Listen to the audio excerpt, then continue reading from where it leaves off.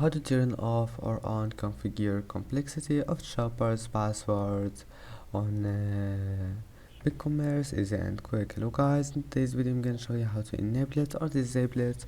First open your browser and now go to Bigcommerce, and now once you're here click settings, and now scroll down until you find security and privacy, and here we'll find configure complexity of shoppers password. Now you can turn it on or off just by one click, and here you can manage it, and then just click save. It will be saved. I hope that can help you, and that's it for today's video. It's easy.